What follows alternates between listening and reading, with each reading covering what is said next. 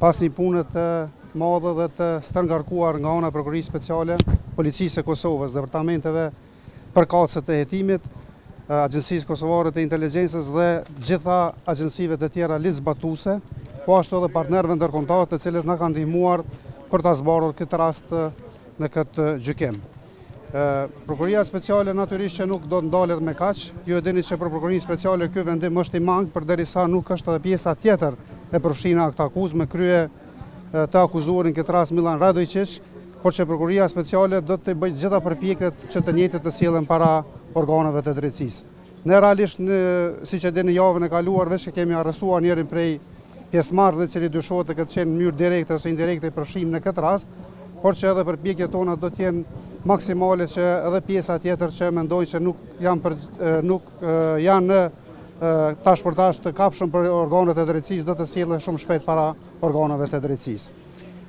Një falënderim të posaçëm do doja të jap edhe juve në media për shkak se keni qenë vazhdimisht korrekt lidhur me raportimin për këtë rast, sepse ky ka qenë një ndër rastet më komplekse që ka ndodhur pas luftës, me rast i tillë i cili ka pas për pasojë vdekjen e policit, këtë rast rështerit Afrim Bonjaku, lëndimin e policëve të tjerë, terrorizimin e banorëve në atë pjesë dhe tendenca e këtij grupi për me nda territorin e Republikës së Kosovës.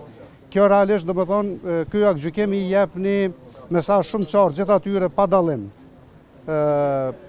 Pa dallim ose pa mbështetje politike që në rast të tentojnë të kryejnë vepra të tilla penale do të marrin një dënim të merituar. Çka do të bëni më konkretisht për një sjellje ata 42? Ne vazhdimisht çka do të më bëjnë shteti?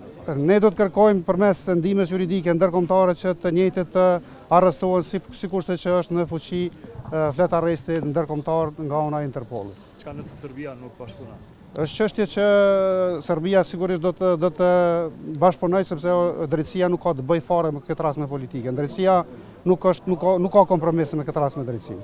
Prokurori po dëshmon që kriminali Milan Radojčić ka qenë në kontakt direkt me presidentin e Serbisë Aleksandar Vučić, sepse një listë me numrat kontakteve që është dalë media ka qenë numri i presidentit sërb dhe disa zyrtarëve të lartë të shtetit. Gjithë ata të cilët kanë urdhëruar, kanë financuar edhe kanë koordinuar këtë sulm, pra sulmi me datës 24 shtator 2023, do të përgjigjen para organeve të drejtësisë. Prokuror, sot i patëm 2 vend me të arrestuarin e 17 prillit që dyshohet se lidhet me sulmin e Bajrës. Po flasim për të arrestuarin e 17 prillit. Ju veç e keni marrë informacionin përmes zyrës së informimit.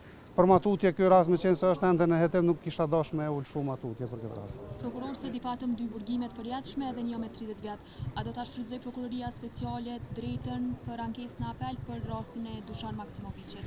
Sigurisht, po me qenë se ende nuk e kemi marrë aktgjykimin, ju e dini që është një procedurë derisa të shkruhet ky aktgjykim, do ta vlerësojmë padesht me paragjyku, domethënë situatën, unë besoj që do ta vlerësojmë me kujdes dhe do të paraqesim ankesën. Derisa para drejtësisë nuk dalin kokat apo organizatorët e këtij sulmi terrorist, kjo është gjysmë drejtësi. Natyrisht, unë jam i kënaqur me vendimin e gjykatës, po jam edhe më i kënaqur që të akuzuarve ja u kemi mundsu si sistem gjitha drejtat procedurale dhe në fund tash e kanë marrë dënimin çfarë familja Afrim Bonjakut edhe ka parashiku.